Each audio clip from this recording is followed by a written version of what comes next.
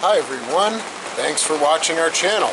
So you've been with us during the recovery of USS The Sullivans, and now we are rehabbing and decontaminating, and thank you for all of your interest, your subscriptions. Ring the bell, subscribe, leave comments, and I hope you enjoy this video.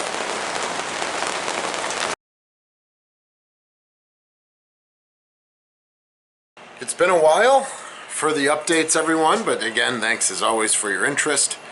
I'm again now in that triage space that I've worked with Gabe from Undone Art Services, the conservator, and I'm just going to kind of walk around because now we are actually having volunteers. A few of them have gotten trained, so I'd like to thank them,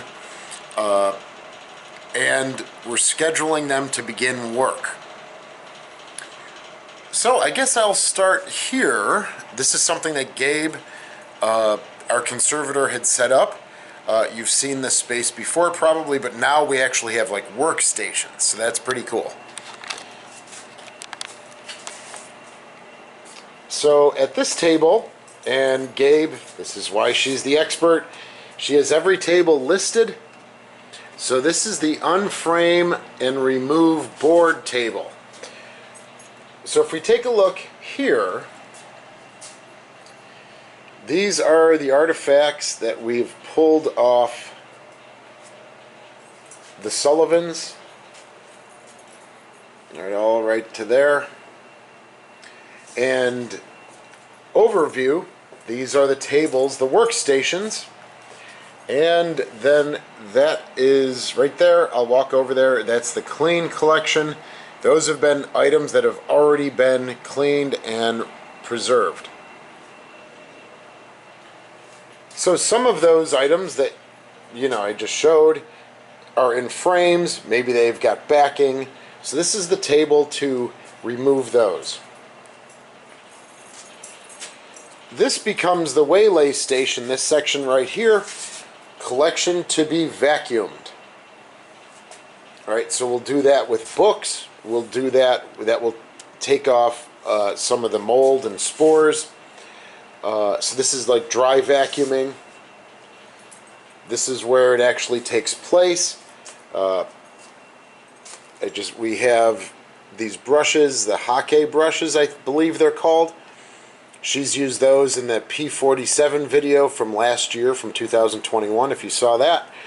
We have a HEPA filter vacuum that we purchased, and micro attachments, because we don't want the suction to be that strong that it might, rip brittle paper or photographs. Over here we have the collection for water cleaning. Alright, so these are items that can be cleaned using distilled water. This is the actual station to do the cleaning. Right, we have these are actually like pretty hard, dense sponge materials that soften up in water, but these would be used to brush, and toothbrushes, and then a spot to dry the materials. Got some paper. Now there's a lot of these terms that I'm not familiar with, but this is like a blotter paper and a material over it to absorb the dripping and water.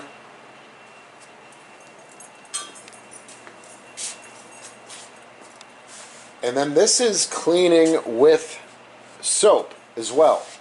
So while this table was just cleaning with water, distilled water, you see it right here, this will be cleaning with soap and distilled water. Alright, so we got suckered in with this product here. You always see those commercials with the little ducklings. Alright, so you can see some of the toothbrushes have already been used. You wouldn't want to put those in your mouth, I don't think. And then again, a drying station right here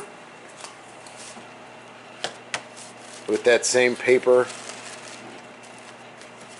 and to collect all the water, and if there's any product or grease runoff or oil runoff. This is the station where there's extra product. All right, so as we go through, we do have a sign-in sheet, so people have been signing in. We do have respirators. I unfortunately need to get one more filter for those. I bought a filter, as you can see right here. So each of the respirators has filters, but there needs to be one more HEPA filter that I need to purchase with those. And here's more of that that's what it's called, Holly-Texan blotter paper. Right here and right here. This is the station for Gabe herself. These are things that we don't want volunteers to touch because it's probably a little too complex. Not probably. They would be too complex for a volunteer to do. So as she goes through the collection, she's pulling things off to be worked on here by herself or her own volunteers or interns that have been studying with her. So these are, oh yeah, well, I mean, you can see that right here. All that mold and spore growth.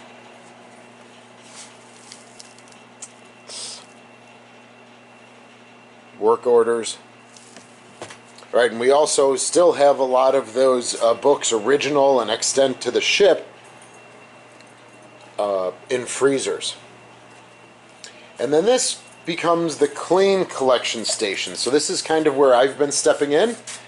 And I've started doing the cataloging of these items, as you can see right here.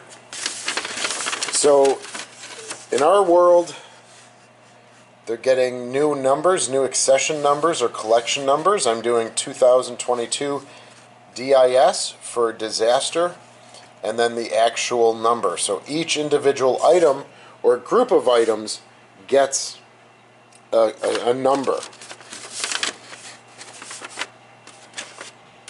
So 1720. So this is the most recent, and these are dog tags. All right, so they've been cleaned from grease. And 2022.diz for disaster and 0020. So these are ready to be, these have been cleaned. Gabe and I are going to talk about rehumidifying some of these photographs and getting the crinkle out so you can rehumidify them, put them over some distilled water, and the paper can flatten out, and then you can lay some weight on them. Nice to meet you. And so I've done a box right there, and then the boxes are labeled with each item, and then they will be stored in the collection. Alright, so as you can see here, what do I have written down? USS The Sullivans Recovery Artifacts Box 2, items 2022.dis 0013 through 2022.dis, and I haven't finished it yet, so that might be 22, 23, and then I'm putting the date. So this is the last step in the process, and this is where I've been stepping in to recatalog these items, get them into boxes after they've been cleaned to go into the collection.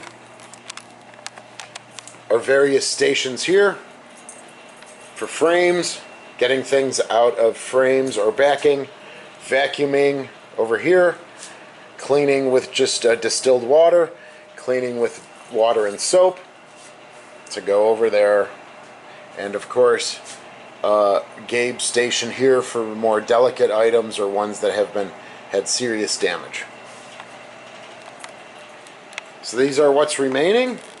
Again, we have 3 really good dedicated volunteers right now that are helping, and I've been scheduling, working on the schedules with them. You can see there's still a lot of products and books. More books in these bags that we had to get off quickly. Some larger materials over there. Of course, the foul weather jackets. So I hope you enjoy I hope you enjoyed this little look. This gives all of us a little look into what it's going to take and the very long process that it was to actually get this ball rolling here, pulling the artifacts off the ship, you know, having that initial drawing, bringing them down here, setting up the space, getting the volunteers. It was a complex project, and I could not have done it at all without Gabe Dunn from Undone Art Services here in Buffalo, New York. And we've worked very closely together, and she's been brilliant, just brilliant. Now we're in another secondary space. As I've been updating you, I pulled the face plates off of one of the electrical power panels on the Sullivans in the aft engine room, and I've been cleaning those. And I've also had a volunteer helping me named Chris, and she's been really helpful. So we have all the screws here, and we have, these are drying, but we've cleaned these so you can see. If you review those videos again, you can see that they're pretty filled with product and oil and grease. So they're in these bins. The bins are labeled, right? And so we'll know where to put these back in when they're ready to go back in.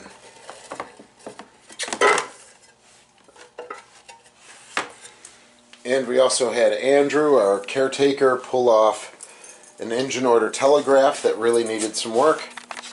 So this is just using toothbrushes, distilled water, and degreaser, and we've cleaned this and the faceplate to that as well. Here.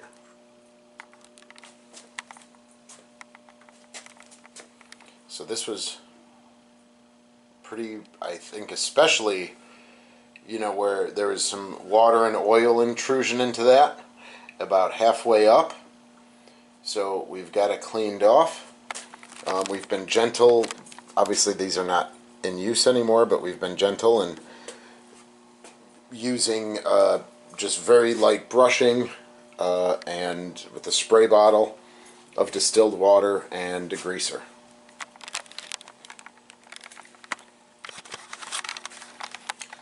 So that's kind of the update for everything for the artifacts. The ship is still stable. We're working on a winter plan for her to get us through this winter.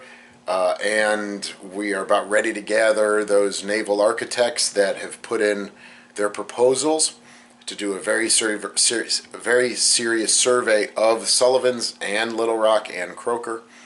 And then once we get their reports, then we will decide what to do next. So Bidco is still standing by. We have an emergency plan in case something happens, but as of right now, she has been all secured. All of the holes and intrusions that we had have been patched. All right, the center of gravity is still up pretty high, which worries me, but that's part of the winter emergency plan to get her buttoned up and secure for winter. Hope you enjoy this video. Thanks for all of your support again. Sorry it's been a little radio silence on our end. There's just a lot going on. And feel free to leave comments, as you always do. We appreciate it. You want to volunteer, you can go to our website, fill out the volunteer form, and can't thank everyone enough. Everyone's been there's been a lot of interest in helping, and we can't thank everyone enough. All right, see you again soon.